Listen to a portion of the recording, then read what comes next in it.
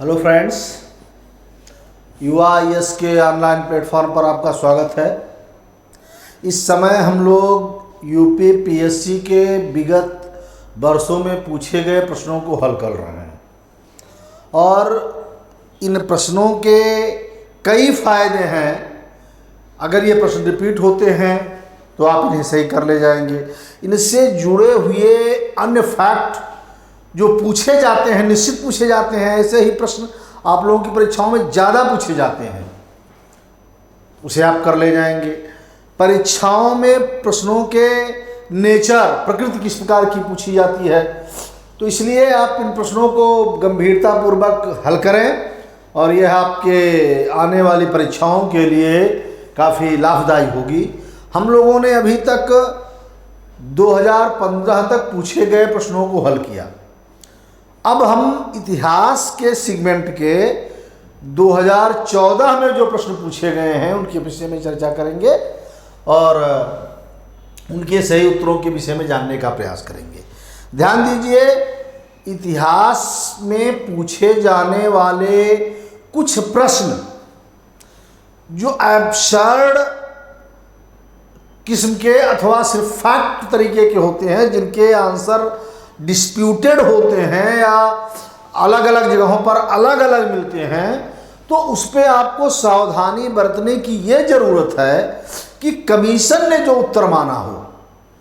लोक सेवा आयोग डिस्प्यूटेड प्रश्नों के उत्तर निकालने के लिए शिक्षकों का एक पैनल गठित करता है और वो निश्चित करता है कि इसका क्या उत्तर माना जाए। तो वो जो उत्तर होता है, मैं प्रयास करूंगा उन्हीं उत्तर को आपको बताने का प्रयास किया जाए, क्योंकि कुछ प्रश्नों में ऐसी स्थितियां आ सकती हैं कि आपको विभिन्न किताबों में उन प्रश्नों के उत्तर अलग अलग मिलें।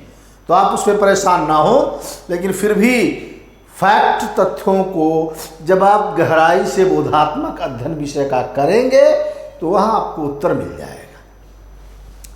कनिष्क के सारनाथ बौद्ध प्रतिमा के अभिलेख की तिथि क्या है?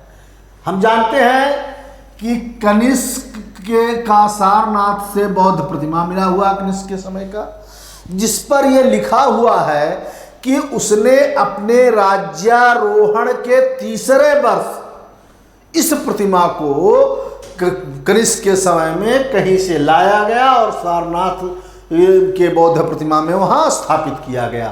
और यह हम जानते हैं कि कनिष्क का राज्यारोहण 78 ईस्वी, जो शक संवत के रूप में जाना जाता है, जहां से शुरुआत होती है, वहीं राज्यारोहण कनिष्क का निर्धारित किया गया है और इसके 3रे वर्ष यह घटना होती है। इसलिए 81 ईस्वी के आसपास यह सारनाथ की बौद्ध प्रतिमा का तिथि होना चाहिए।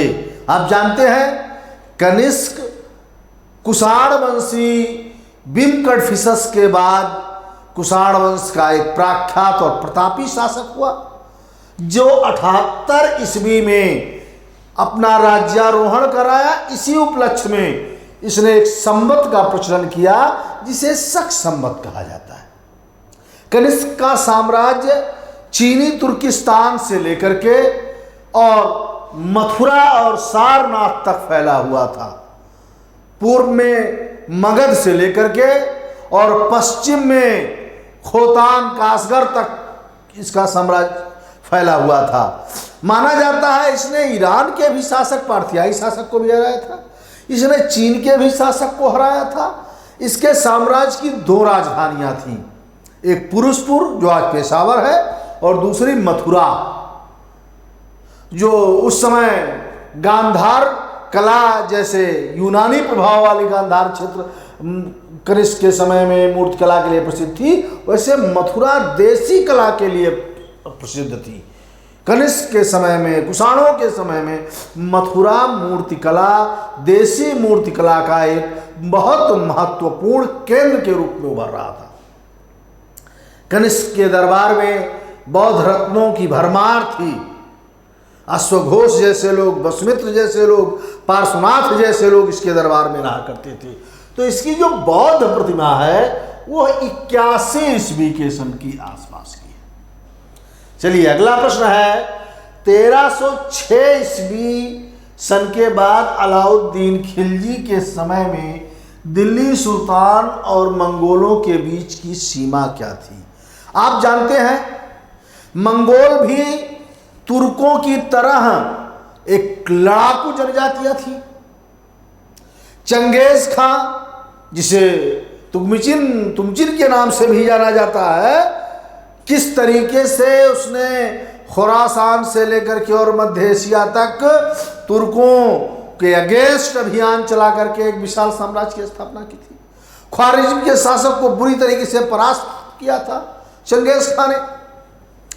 उसी चंगेज के खां से लेकर के और हलाकू तक अनेक लोगों ने किस तरीके से मंगोल साम्राज्य को विस्तारित करने का प्रयास किया था। भारत में पहली बार लगभग 1221 में तो चंगेज खां का आक्रमण का भय हुआ, लेकिन वो सिंध नदी से वापस लौट गया था, क्योंकि सिंध में ख्वारिज्म शासक जलालुद्दीन माकबरनी ने जो शरण लिया हुआ था, ख्वारिज्म शासक का जो युवराज था, उससे इल्तुतमिश ने शरण ना देकर के बुद्धिमानी की और अपने नवोदित तुर्की साम्राज्य को बचा लिया था। जैसे ही ख्वारिज्म शाह वापस गया, वैसे चंगेज खां वापस चला गया। पहली बार ताहिर के नेतृत्व में 1241-42 में मंगोलों का पश्चिमोत्तर क्षेत्र पर आक्रमण हुआ, लेकिन उसका कोई विशेष प्रभाव नहीं पड़ा। बलबन ने इन आक्रमणों से बचने के लिए उत्तर पश्चिमी सीमांत क्षेत्रों को पूरी तरीके से किलों से और सेनाओं से सुसज्जित किया। अपने बेटे बुगरा खां और बड़े बेटे मोहम्मद के नेतृत्व में उत्तर पश्चिम में सेनाओं की फौज बड़े पैमाने पर खड़ी की। इसी मंगोल आक्रमण को ही विफल करने के प्रयास में करते समय इसका बड़ा बेटा मोहम्मद मारा गया, जिससे दुखी होकर के बलबन ने भी अंततः निराश होकर के अपना प्राण त्यागा। लेकिन सबसे अधिक और भयंकर 6 बार मंगोलों का भीषण आक्रमण अलाउद्दीन खिलजी के समय में हुआ। और उस समय, जिस समय अलाउद्दीन खिलजी के समय में आक्रमण हो रहा है, उस समय मंगोलों के बहुत महत्वपूर्ण सेनापति, इन सेनापतियों में इकबाल मंदा, दादार खां, तातार खां, बहुत सारे थे। सिंध, झेलम, चिनाब, रावी, ब्यास और सतलज, इन नदियों में सिंध नदी के पार तक मंगोलों ने बड़े पैमाने पर इन क्षेत्रों पर आधिपत्य स्थापित कर लिया था। लेकिन सिंध नदी से पश्चिम के आक्रमणों में अलाउद्दीन के सामने इन मंगोलों को मुंह की खानी पड़ी। अलाउद्दीन का एक प्रमुख सेनापति था जफर खां, जो पूरी तरीके से एंटी मंगोल स्पेशलिस्ट था। मंगोलों के खिलाफ उसे बड़े प्रवीणता हासिल थी उसकी सेना को हराने में, और जफर खान ही मंगोलों को हराने के प्रयास में मारा भी गया था। जफर खां का खौफ मंगोलों पे इतना अधिक था कि लोग कहते हैं, समकालीन इतिहासकार लिखता है कि जब मंगोलों के घोड़े पानी पीते समय ठिठक जाते थे तो कहते थे, क्या तुमने जफर खां को देख लिया है क्या? तो अलाउद्दीन के समय में सिंध नदी से पूरब आने की हिमाकत बिना बड़ी और सुनियोजित सेना के मंगोल नहीं करते थे। चाहे तातार खां आया हो, इकबाल मंदा आया हो, कुतलक ख्वाजा आया हो, दाऊद आया हो, एक एक बार 3-3 सेनापतियों ने आक्रमण किए हैं और सबको मुंह की खानी पड़ी। मलिक काफूर, जफर खां, स्वयं अलाउद्दीन, अलग खां, नसरत खां, इवन गाजी मलिक गयासुद्दीन तुगलक ने 29 बार मंगोलों को हराया था। खिलजियों की बड़े पैमाने पर सेवा की थी। इसी खिलजी सत्ता के समाप्त होने के बाद ही गाजी मलिक ने तुगलक वंश की स्थापना की थी। तो इसका आंसर होना चाहिए सी, सिंध नदी। अगला प्रश्न है, कौन सूफी संत महबूबे इलाही के नाम से जाना जाता है? महबूबे इलाही का मतलब होता है ईश्वर को प्रिय, अल्लाह को प्रिय, परमात्मा को प्रिय। हम जानते हैं जो पश्चिम एशिया में सूफीवाद, सूफी मत फैला, किस तरीके से तुर्क आक्रमण के साथ ही, गोरी के साथ ही मोइनुद्दीन चिश्ती भारत आए और चिश्तिया संप्रदाय की उन्होंने नींव रखी। और उन्हीं की मोइनुद्दीन चिश्ती की परंपरा के बख्तियार काकी हो, फरीद गंजे शक्कर हो, निजामुद्दीन औलिया हो, और निजामुद्दीन औलिया के शिष्यों में चाहे बुरहानुद्दीन गरीब हो, चाहे गेशुदराज हो, चाहे चिराग दहलवी हो, चाहे शेख सलीम चिश्ती हो, इन सभी चिश्ती संप्रदाय के सूफियों ने भारतीय जनमानस को गहराई तक प्रभावित किया। इनमें जो सबसे महत्वपूर्ण थे, मोइनुद्दीन चिश्ती के प्रिय शिष्य शेख निजामुद्दीन औलिया, जिन्होंने दिल्ली को अपना खानका और प्रचार प्रसार का केंद्र बनाया। निजामुद्दीन औलिया एक ऐसे चिश्ती संप्रदाय के संत हुए हैं जिन्हें संते इलाही, संतों का भी सुल्तान, सुल्ताने इलाही, महबूबे इलाही और एक योगी संत कहा जाता है।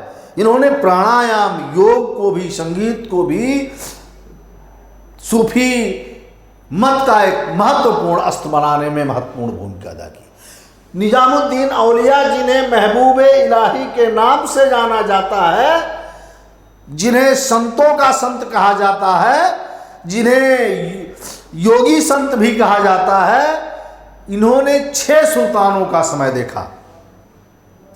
शाहजहां मोहम्मद जो अकबर बलबन का बेटा था, वहां से लेकर के और गाजी मलिक, सभी खिलजी सुल्तानों के समय में ये रहे। और गाजी मलिक अर्थात गयासुद्दीन तुगलक के समय में माना जाता है, गयासुद्दीन तुगलक जो हिंदू से मुस्लिम बना हुआ था, खुसरो खां, जिसको मार करके उसने तुगलक वंश की स्थापना की थी, उसने निजामुद्दीन औलिया को इनाम बड़े पैमाने पर दान दिया था, सरफिया, जो उन्होंने जनता में बांट दिया था।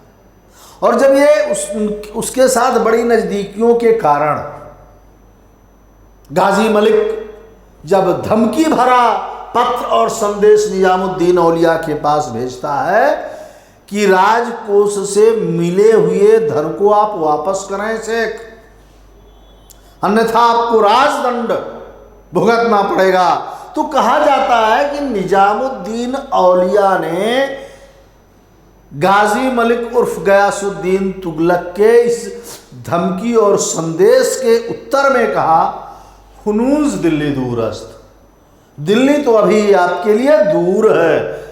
क्योंकि उस समय वो अफगान अभियान पर था, बंगाल अभियान पर था, और बंगाल को जीत करके वो दिल्ली जब वापस आ रहा था, तो उसके पुत्र जौना खां उर्फ मोहम्मद तुगलक ने उसके सम्मान में दिल्ली से पहले अफगनपुर में अयाज के नेतृत्व में लकड़ी का भवन बनवाया था, महल बनवाया था।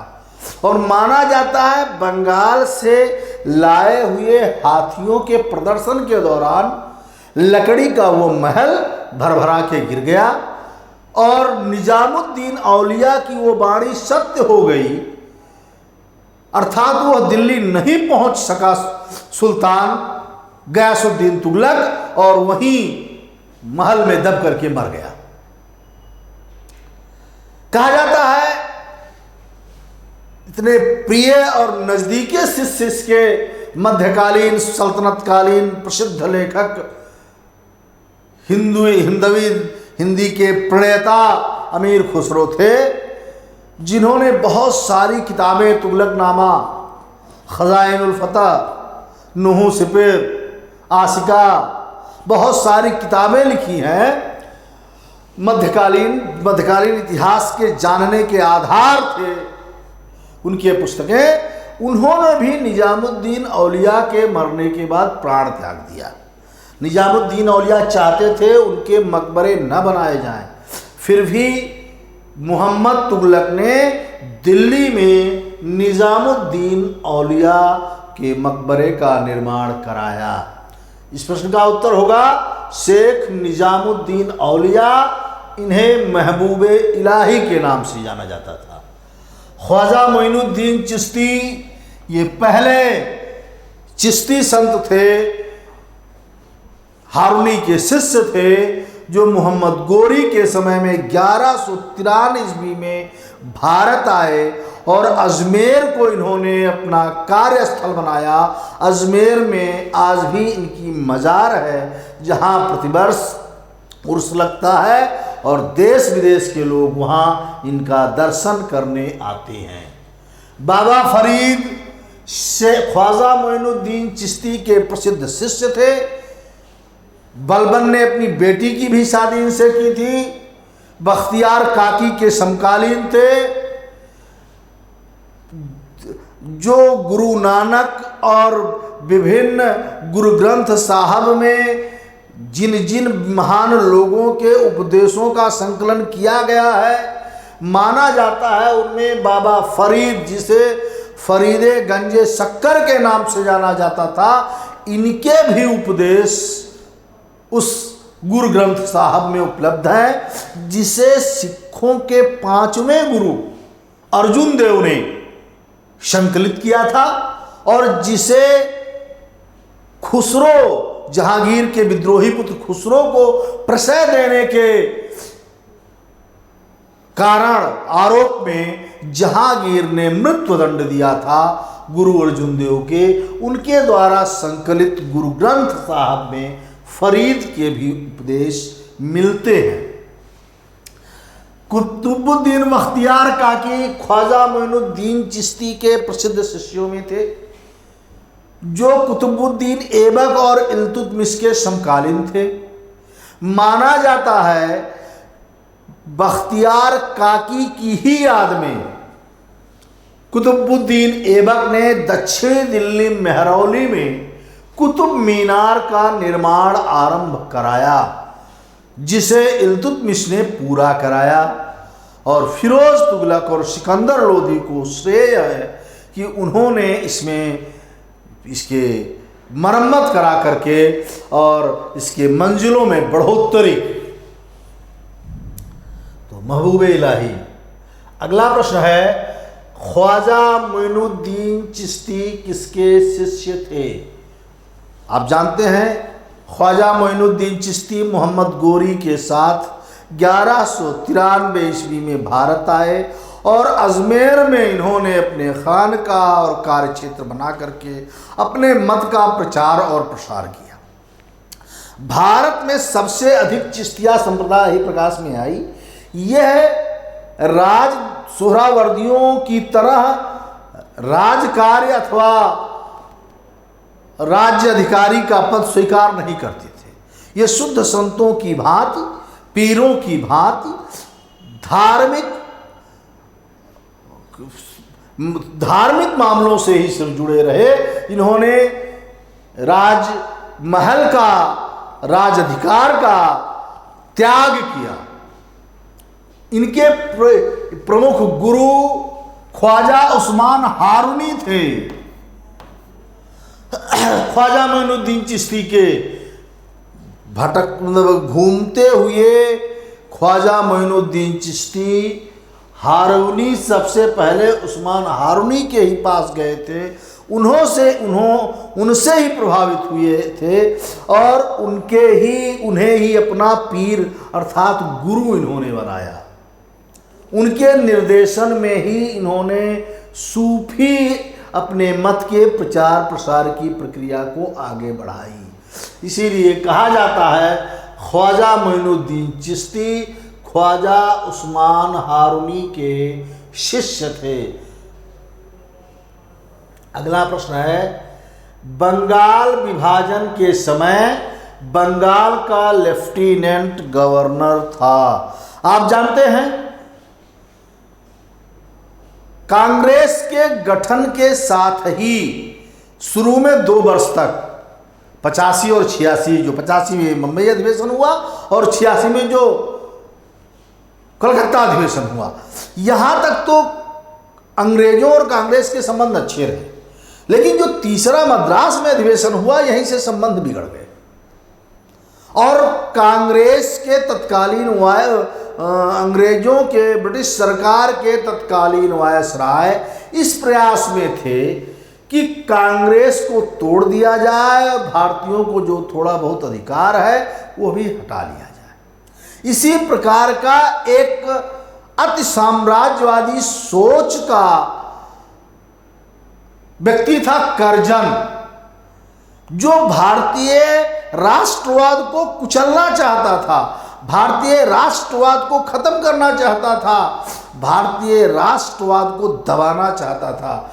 इसी क्रम में उसने 1905 में बंगाल के विभाजन की सोच प्रक्रिया रखी। 1903 में ही, रिजले के समय में ही यह प्रयास शुरू हो चुका था। यह इस प्रकार की रिपोर्ट उसने बनवाई कि इतने बड़े, उस समय बंगाल में असम, उड़ीसा, बिहार तो बाद में अलग हो चुके थे, लेकिन बांग्लादेश, आधुनिक जो बांग्लादेश है, पश्चिम बंगाल है, असम है, ये सब उसमें सम्मिलित थे। तो इतने बड़े प्रांत के प्रशासनिक सुविधा का नाटक करके करजन ने बंगाल में पनप रहे राष्ट्रवाद को दबाने के लिए बंगाल का विभाजन किया। जिस समय उसने बंगाल के विभाजन की प्रक्रिया शुरू की, उस समय बंगाल का जो लेफ्टिनेंट गवर्नर था फ्रेजर, सर एंड्रूज फ्रेजर हुआ करता था। उसी समय किस तरीके से जुलाई में घोषणा की जाती है, 7 अगस्त विरोध मनाया जाता है और अक्टूबर में कार्य शुरू हो जाता है और भारत में उस बंगाल विभाजन को लेकर के बड़े पैमाने पर आंदोलन चलाया जाता है। इसी आंदोलन के दौरान स्वदेशी आंदोलन जोर पकड़ता है और अंततः भारत के इस बंगाल के विभाजन को करजन को ब्रिटिश सरकार द्वारा, ब्रिटिश सरकार के मुखिया सम्राट द्वारा 1911 में वापस लेना पड़ता। तो उस समय फ्रेजर लेफ्टिनेंट गवर्नर हुआ करता था जिस समय यह हुआ। ब्रिटिश पत्रकार W.H. नेविल्सन जुड़े हुए थे। स्वतंत्रता आंदोलन के दौरान बड़े पैमाने पर अमेरिका, ब्रिटेन और यूरोप के विभिन्न देशों के पत्रकारों ने भी यहाँ चलने वाले आंदोलनों, विद्रोहों का वर्णन किया, उसके बारे में बताया। इनमें नेविल्सन का, वेब मिलर का नाम बड़े पैमाने पर लिया जाता है। वेब मिलर ने सविनय अवज्ञा आंदोलन के दौरान हुए घटनाओं का, धरासना वाली घटना का, तत्कालीन उस समय चल रहे, कुचले जा रहे आंदोलन का बड़ा सटीक और मार्मिक वर्णन किया। वैसे नेविल्सन ने, ब्रिटिश पत्रकार नेविल्सन ने, जो 1905 में स्वदेशी आंदोलन शुरू हुआ, बंगाल विभाजन के दौरान स्वदेशी आंदोलन जो जोर पकड़ा, जिसने ब्रिटिश सरकार की आर्थिक रूप से चूल्हे हिला दी, भारतीयों को एक करने और स्वतंत्रता आंदोलन को एक नई दिशा दिया इस स्वदेशी आंदोलन ने, उस आंदोलन से W.H. नेविल्सन जुड़े हुए थे। अगला प्रश्न है, अबुल फजल द्वारा अकबरनामा पूरा किया गया था। आप जानते हैं अबुल फजल अकबर के 9 रत्नों में से एक थे। अबुल फजल और फैजी ये 2 भाई जो शेख मुबारक के पुत्र थे, जिन्होंने अकबर के धार्मिक रूप और उसके दीने इलाही को एक नई दिशा देने का प्रयास किया था। अबुल फजल को अकबर विशेष रूप से बहुत मानता था।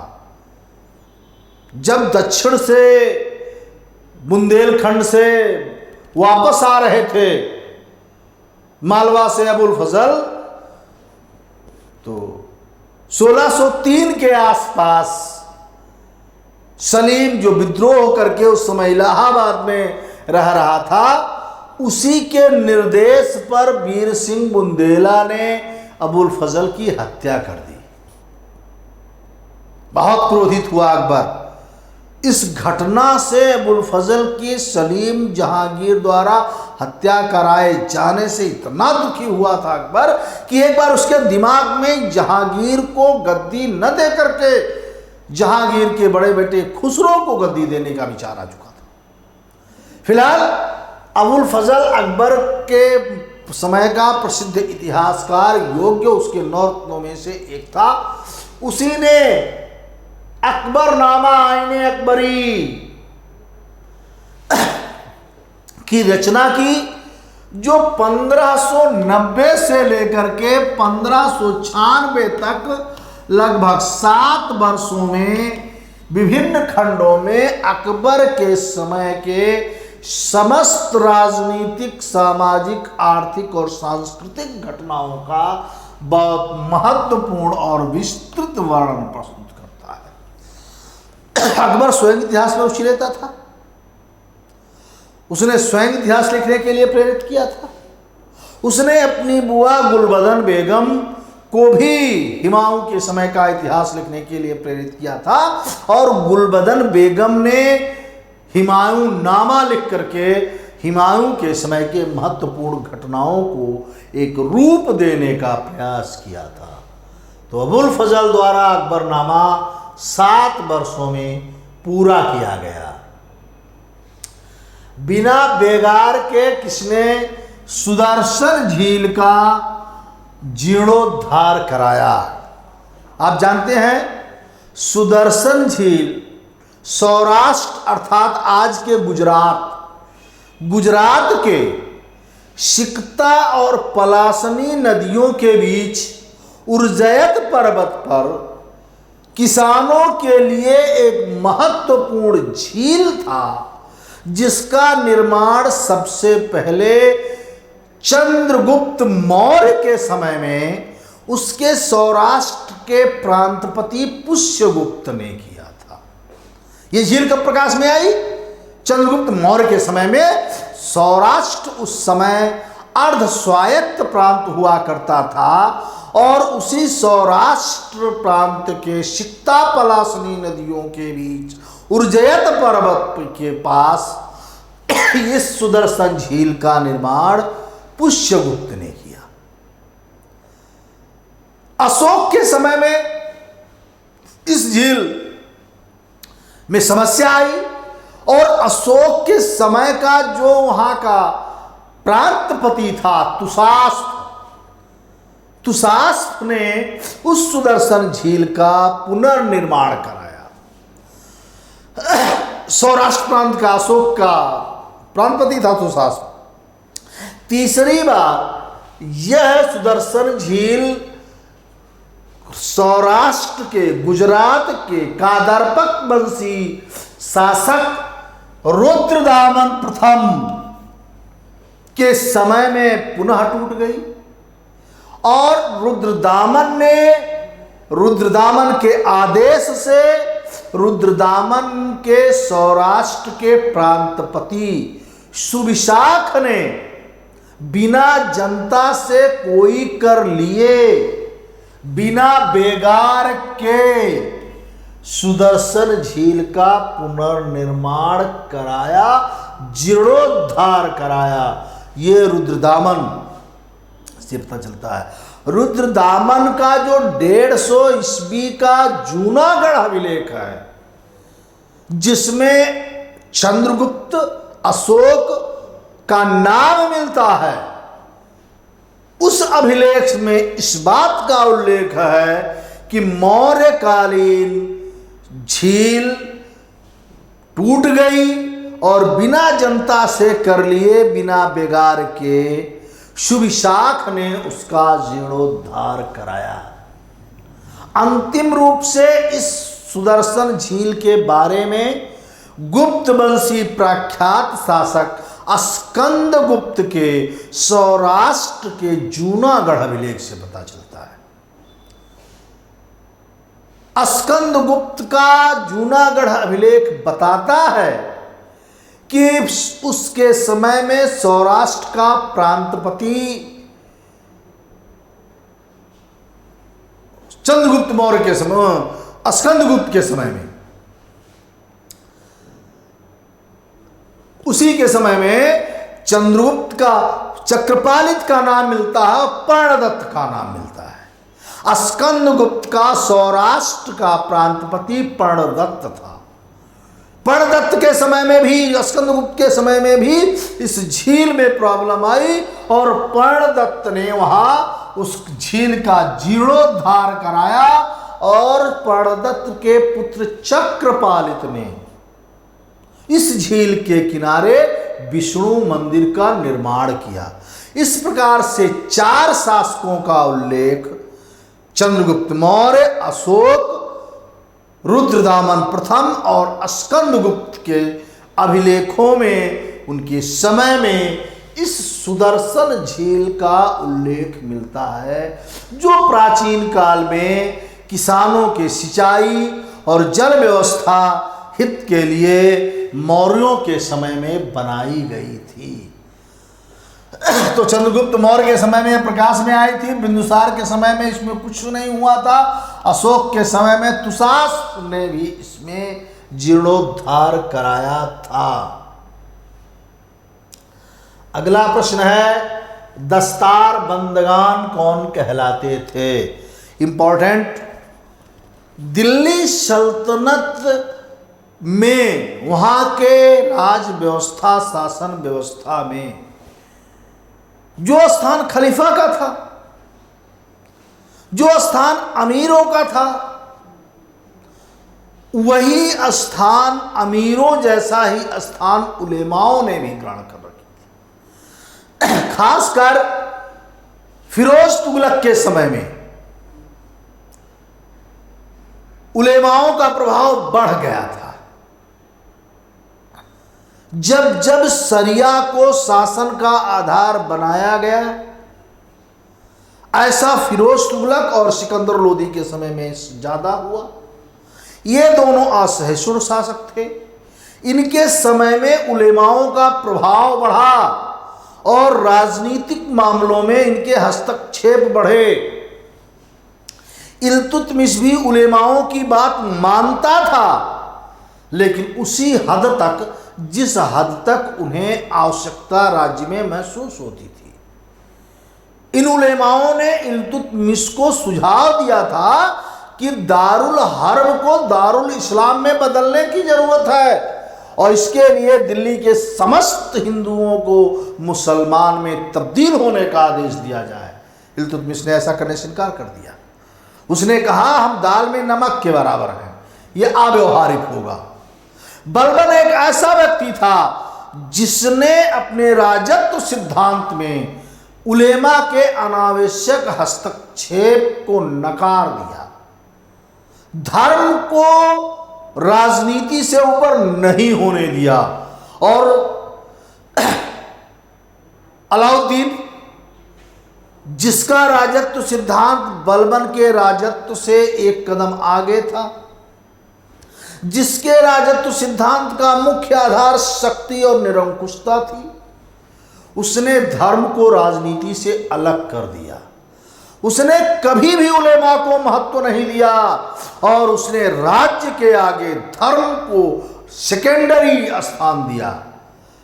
काजी मुसुगुद्दीन के साथ हुए उसके वार्तालाप से पता चलता है, जब वो काजी मुसुगुद्दीन से अलाउद्दीन पूछता है कि मुल्ला जी, मौलवी साहब, ये जो मैं कर रहा हूं, विद्रोहियों की हत्या, साम्राज्य विस्तार के लिए बड़े पैमाने पर जनसंहार, क्या ये शरियोचित है? क्या ये शरिया के अनुसार है? काजी मसूगुद्दीन जब कहे नहीं, ये शरीयत के अनुसार नहीं है और आपको कयामत के दिन अल्लाह को जवाब देना होगा, तो अलाउद्दीन का उत्तर जानते हैं आप क्या था? अलाउद्दीन ने कहा, मुल्ला जी, मौलवी साहब, ये मैं नहीं जानता हूं कयामत के दिन अल्लाह मेरे साथ क्या करेगा, लेकिन मैं वही करता हूं जो अपने राज्य के लिए उचित समझता हूं। अर्थात उसने धर्म को कभी भी राजनीति से ऊपर नहीं होने दिया। तीसरा, मोहम्मद तुगलक एक ऐसा शासक हुआ है जिसने उलेमाओं के भी अधिकार को आम जनता के अधिकार की तरह देखा। ये अलग बात है, जब विद्रोहों की झड़ी लगनी शुरू हो गई, बड़े पैमाने पर विद्रोह होने शुरू हो गए, तो उसे अपनी नीतियों में परिवर्तन लाना पड़ा, उलेमाओं का समर्थन लेने का प्रयास करना पड़ा। तो इस तरीके से ये जो उलेमा होते थे, यह शासन में महत्वपूर्ण भूमिका अदा करते थे। इन्हें दस्तारे बंदान के नाम से जाना जाता था। अगला प्रश्न है, औरंगजेब ने किसको शाहिबात उज्जमानी की उपाधि प्रदान की थी? आप जानते हैं, शाहजहां की प्रिय बेगम मुमताज महल, उस मुमताज महल की 7 जीवित संतानें थी, जिसमें से 4 बेटे दारा, मुराद, सुजा और औरंगजेब, 3 बेटियां जहांआरा, रोशन आरा और गौहन आरा। जैसे ही सितंबर 57 में 1657 में शाहजहां बीमार पड़ता है, उसके 4 बेटे और 3 बेटियां उत्तराधिकार युद्ध में सम्मिलित हो जाती हैं। बेटियों ने भी, जहांआरा ने अगर सुजा का साथ दिया तो रोशन आरा ने औरंगजेब का साथ दिया, गौहर आरा ने सुजा मुराद का साथ दिया। इस तरीके से 7 संतानें युद्धरत हो गई और अंततः औरंगजेब ने कलबल छल का इस्तेमाल करके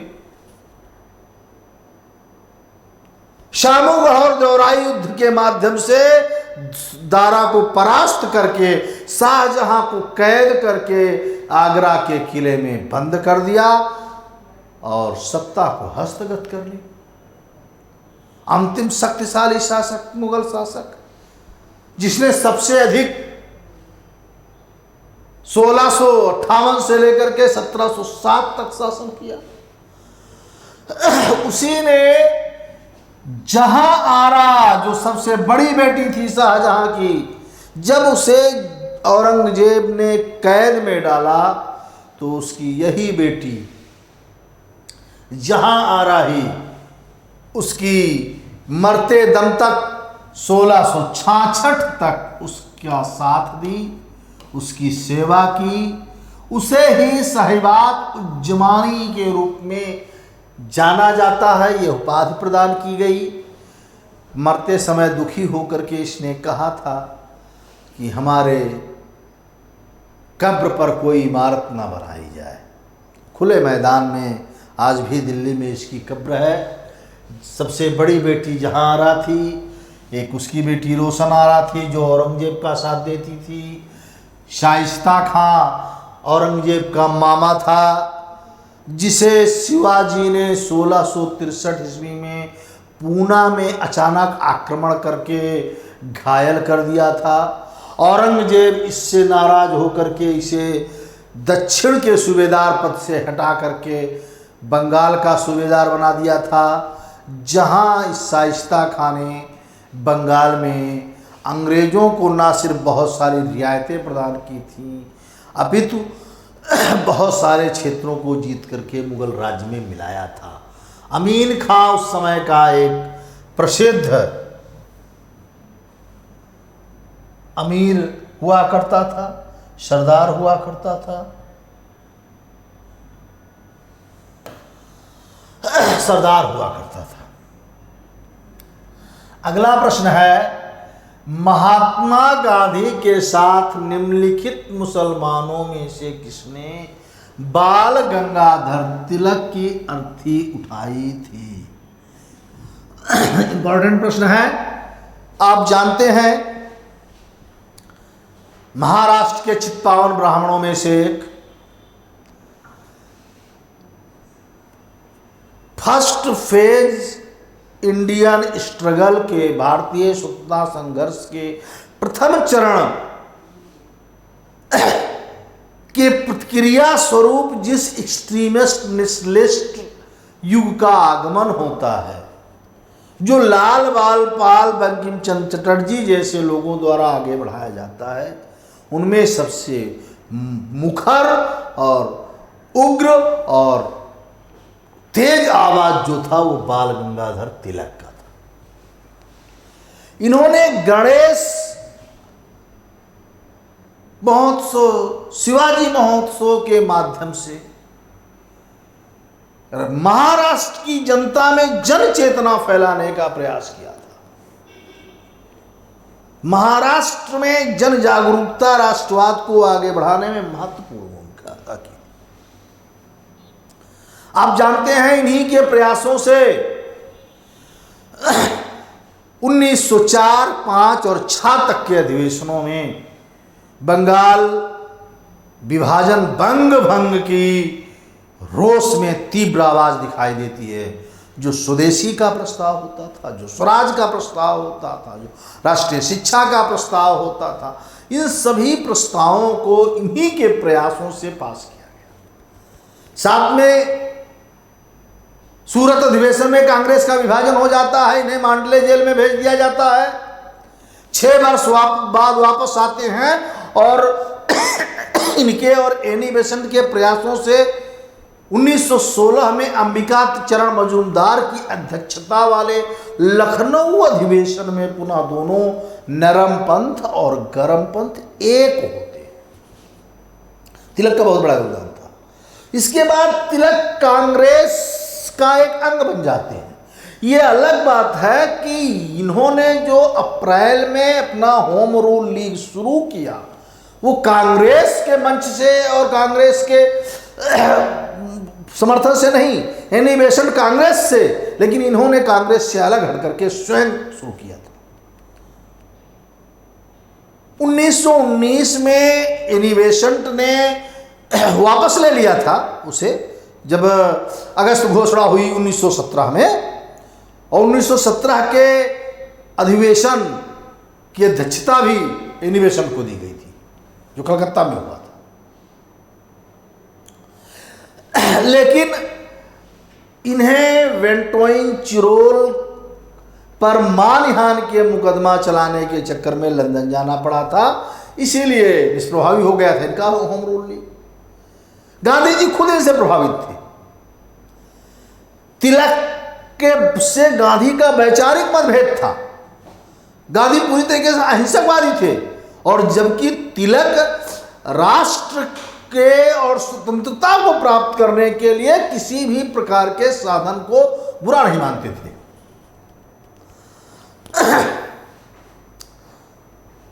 तिलक की मृत्यु पर गांधी ने कहा था, मेरा सबसे मजबूत बचाव चला गया। 1 अगस्त 1920 को तिलक के सही मृत्यु के समय ही असहयोग आंदोलन आरंभ किया गांधी ने। तो उस तिलक के जो राष्ट्रवादी तिलक थे, इनके अर्थी उठाते समय खिलाफत आंदोलन के प्रमुख नेता शौकत अली ने महत्वपूर्ण भूमिका अदा की थी। शौकत अली और मोहम्मद अली 2 भाई थे, जिन्हें अली बंधु के नाम से जाना जाता है। इन दोनों भाइयों ने खिलाफत आंदोलन को एक नई दिशा दी थी। हकीम अजमल खां अंसारी, मौलाना अबुल कलाम आज़ाद और शौकत अली मोहम्मद अली जैसे नेताओं के प्रयासों से कांग्रेस और खिलाफत आंदोलन एक मंच से गांधी के सफल प्रयासों से संघर्ष के लिए राजी हुए थे। इन्हीं अली बंधुओं को ही असहयोग आंदोलन के दौरान सबसे पहले गिरफ्तार भी किया गया था। शौकत अली गांधीवादी नीतियों के बहुत बड़े हिमायती थे और उन्होंने ही बाल गंगाधर तिलक की अर्थी गांधी के साथ उठाई थी। मोहम्मद अली, ये भी खिलाफत आंदोलन के प्रसिद्ध नेता थे, शौकत अली के भाई। मौलाना ए.के. आज़ाद बहुत प्रसिद्ध राष्ट्रवादी थे, ये भी उसी से जुड़े हुए थे। M.A. अंसारी भी जुड़े हुए थे। यह चारों खिलाफत आंदोलन की उपज थे जो गांधीवादी नीतियों के माध्यम से राष्ट्रीय आंदोलन में महत्वपूर्ण भूमिका अदा किए। अगला प्रश्न है, इंडियन ओपिनियन पत्रिका के प्रथम संपादक थे। इंडियन ओपिनियन बहुत प्रसिद्ध पत्रिका हुआ करती थी। गांधी जी अपने दक्षिण अफ्रीका के प्रवास के दौरान काले कानूनों को रद्द करवाने में महत्वपूर्ण भूमिका अदा की।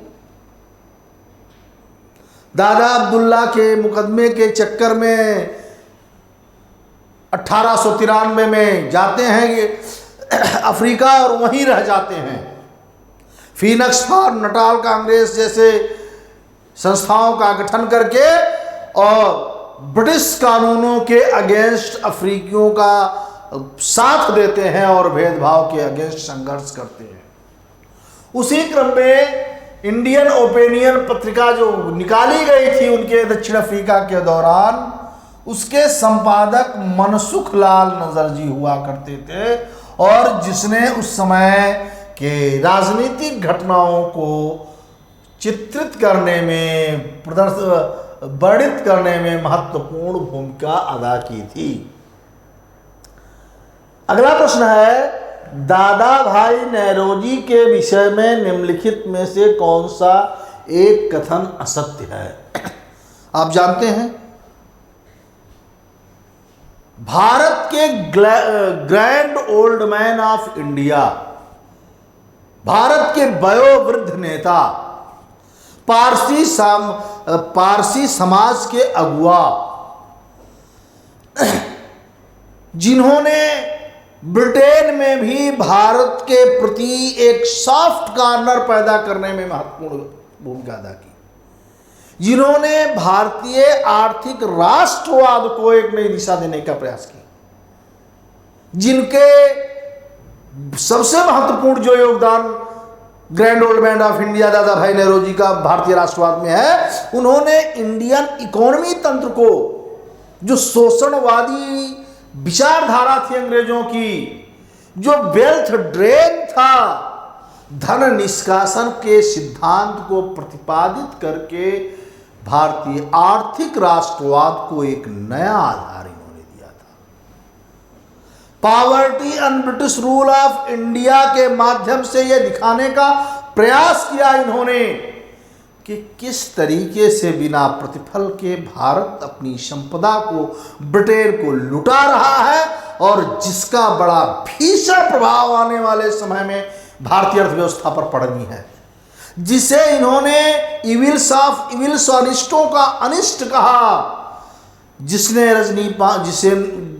जिसको रजनी पामदत्त ने अपनी इंडिया टुडे में, आर.सी. दत्त जिसे 1899 में भारतीय राष्ट्रीय कांग्रेस बनाया गया था और उन्होंने जो पहली इकोनॉमिक हिस्ट्री लिखी इंडियन इकोनॉमी, उसमें यह दिखाने का प्रयास किया कि ब्रिटिश शोषण किस तरीके से अन्य भारतीय शोषण से अलग है और यह भारतीय अर्थव्यवस्था का नाश कर रही है। तो उस grand man old man of India, ये पहले भारतीय थे जिन्होंने एल्फिंस्टन कॉलेज बंबई में गणित और भौतिकी के प्रोफेसर पर नियुक्त हुए थे। बिल्कुल सत्य है। दादा भाई नेरोजी को 1892 के ब्रिटिश पार्लियामेंट का एक सदस्य निर्वाचित किया गया था, यह भी सत्य है। इन्होंने गुजराती पत्रिका जो पारसी समाज का हुआ करता था, रफ्त गुफ्तार, इसका भी आरंभ किया था।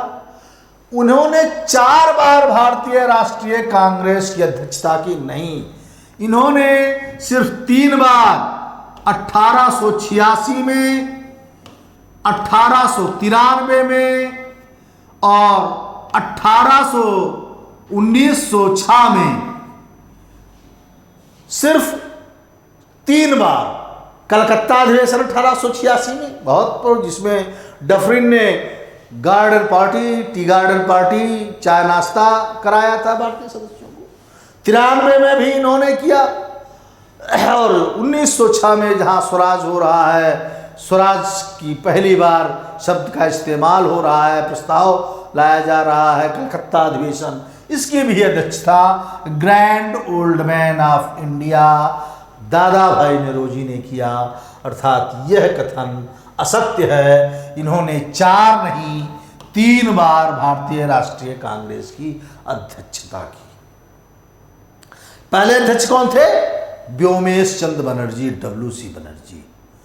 व्योमेश चंद्र बनर्जी भी 2 बार किए हैं, 1892 में और 1885 में, WC बनर्जी।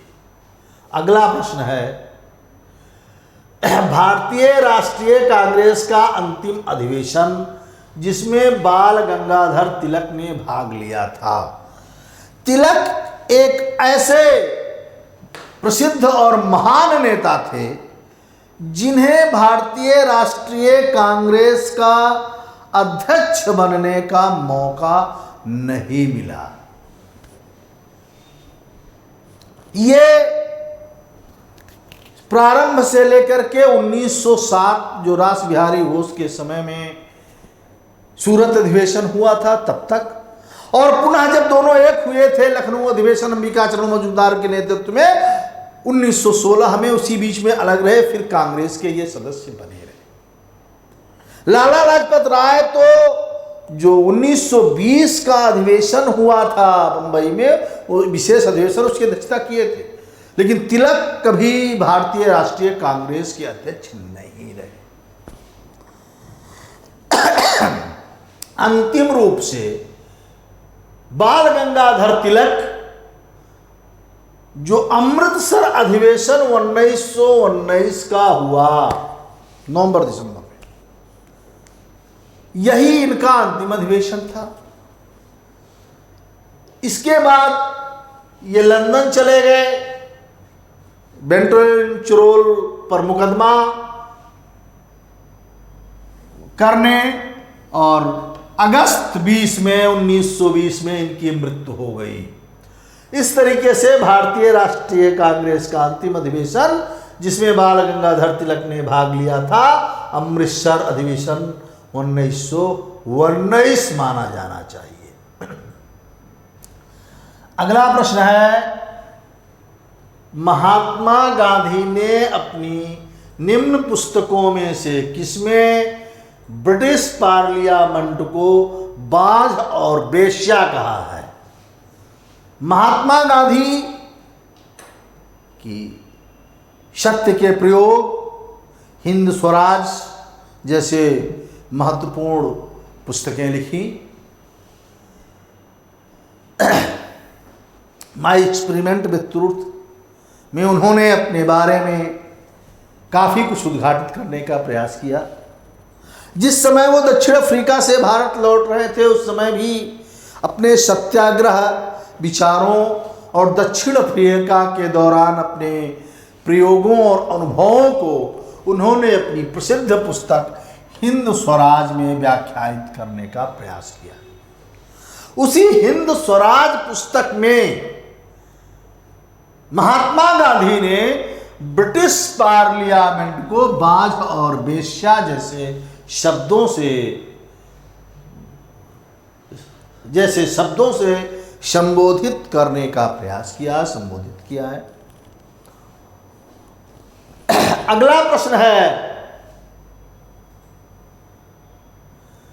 जलियांवाला बाग नरसंहार पर कांग्रेस जांच समिति की रिपोर्ट के प्रारूप लिखने का कार्य सौंपा गया था। आप जानते हैं 13 अप्रैल 1919 को रॉलेट एक्ट के अगेंस्ट जब अमृतसर के जलियांवाले मैदान, जो कि बाग नहीं था, बड़ी बड़ी इमारतों से घिरी हुई एक मैदान था, ग्राउंड था, जिसमें एक ही तरफ से जाने का रास्ता था, तत्कालीन सैफुद्दीन किचलू और सतपाल की गिरफ्तारी, गांधी के गिरफ्तारी के अगेंस्ट अहिंसक रूप से निहत्थी जनता के बीच भाषण आयोजन चल रहा था। तत्कालीन गवर्नर माइकल ओडायर ने अमृतसर की समस्त शासन व्यवस्था तत्कालीन सेनाधिकारी जनरल डायर को दे दी थी, और उस जनरल डायर ने जानबूझ करके, इसे जानबूझ करके हत्या अंड्रू जी ने कहा है, किस तरीके से निहत्थी जनता पर सैकड़ों हजारों राउंड गोली चलवाई, हजारों की संख्या में लोग मरे। सरकारी आंकड़े भले ही 379 बताते हों, लेकिन मरने वालों की संख्या अनगिनत थी। सरकार ने कोई रुख नहीं लिया। जनरल डायर को भी बेइज्जत बरी कर दिया गया, उसको शेर कह करके पुकारा गया, मान की तलवार भेंट की गई। इसके प्रतिक्रिया स्वरूप उधम सिंह जैसे देशभक्त ने इंग्लैंड जाकर के उस समय के गवर्नर जो तो उस समय का जो गवर्नर था माइकल ओडायर, उसे गोली मारी। उस जलियांवाले हत्याकांड के अगेंस्ट पूरा भारत हिल गया था। उस रॉलेट एक्ट के अगेंस्ट इस भीषण और जघन्य हत्याकांड और दुर्घटना पर गुरुदेव रविन्द्रनाथ टैगोर व्यथित हो गए और उन्होंने अपनी नाइटहुड की उपाधि वापस कर दी। उन्होंने कहा, इस संकट की घड़ी में अपने देशवासियों के साथ खड़ा होना चाहता हूं। शंकरन नायर जैसे लोगों ने गवर्नर काउंसिल से इस्तीफा दे दिया। दबाव में सरकार को जबरदस्ती जांच कमेटी का गठन करना पड़ा, हंटर कमेटी, जिसने पूरे मामले को लीप पोत दिया। उस हंटर कमेटी में 3 भारतीय भी थे, चमनलाल सीतलवा, शाहजादा सुल्तान, जगत नारायण। लेकिन यह कमेटी पहले पूर्वाग्रह से ग्रस्त थी और इंडिमनिटी बिल पास करके दोषियों को पहले ही बरी कर दिया गया। कांग्रेस ने स्वयं इसकी जांच के लिए एक अलग कमेटी की मांग की, जिसका परिणाम हुआ तहकीकात कमेटी का गठन हुआ। और उस तहकीकात कमेटी में मदन मोहन मालवीय, मोतीलाल नेहरू और गांधी जी भी थे। इस तहकीकात कमेटी जो जलियांवाले हत्याकांड पर कांग्रेस की जांच समिति थी, उस समिति की अध्यक्षता मदन मोहन मालवीय ने किया, जिसके मोतीलाल नेहरू भी एक सदस्य थे। क्योंकि 1919 का जो कांग्रेस का अधिवेशन हुआ था, उसकी अध्यक्षता भी मोतीलाल नेहरू ने किया था। गांधी जी भी उसके एक मेंबर थे और उसकी रिपोर्ट लिखने का कार्य गांधी को ही सौंपा गया था।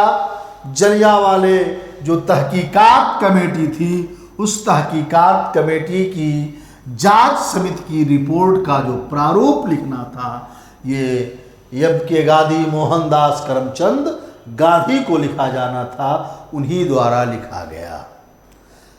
इसमें पूरी तरीके से जनरल डायर और माइकल ओडायर को उत्तरदायी ठहराया गया। दोषियों को दंडित करने की मांग की गई, लेकिन ब्रिटिश सरकार ने किसी भी प्रकार की कोई भी मांग इस तहकीकात कमेटी का नहीं माना। और यही वो घटना थी, जलियांवाला हत्याकांड। उस रॉलेट एक्ट के विरोध के ही दौरान गांधी जी एक मुखर नेता के रूप में उभर चुके थे। चंपारण, अहमदाबाद और खेड़ा के सफल प्रयोगों ने उन्हें बड़े नेतृत्वकर्ता की लाइन में खड़ा कर दिया था और रॉलेट एक्ट के खिलाफ चलाए गए आंदोलन ने उन्हें राष्ट्रवादी राष्ट्र का नेता बना दिया था। इस जलियांवाले हत्याकांड ने गांधी के विचार अंग्रेजों के खिलाफ बदल दिया। वो मोहनदास करमचंद गांधी जो उदारवादी थे, अहिंसावादी थे, ब्रिटिश सरकार का यह सोच करके समर्थन किए थे प्रथम विश्व युद्ध में कि युद्ध के खत्म होने के बाद यह सरकार भारतीयों को उनका अधिकार वापस दे देगी। इसी कारण लोगों को इन्होंने सेना में ज्वाइन करने के लिए प्रेरित किया था। इन्हें भर्ती करने वाला सार्जेंट भी कहा गया इस कारण। और उस महात्मा गांधी के विचार जलियांवाले हत्याकांड के बाद अंग्रेजों के खिलाफ बदल गए। इन्होंने कहा यह सरकार एक शैतानी सरकार है, ब्रिटिश सरकार एक शैतानी सरकार है और इस सरकार से किसी भी प्रकार का कोई उम्मीद करना बेकार है और इस सरकार के खिलाफ एक अखिल भारतीय असहयोग आंदोलन चलाया जाना चाहिए। और इसके बाद गांधी ने भारतीय जनता और भारतीय राष्ट्रीय कांग्रेस को असहयोग आंदोलन के लिए तैयार किया, जिसके परिणाम असहयोग आंदोलन के रूप में आगे सामने आया और यह गांधी की एक बहुत बड़ी उपलब्धि थी। चलिए आज तक का प्रश्न हम लोग यहीं तक 16 तक, आगे हम लोग प्रश्नों को हल करेंगे। आप लोग निरंतर पढ़ते रहें और इसी के साथ पुनः हम कल मिलेंगे। थैंक यू, धन्यवाद।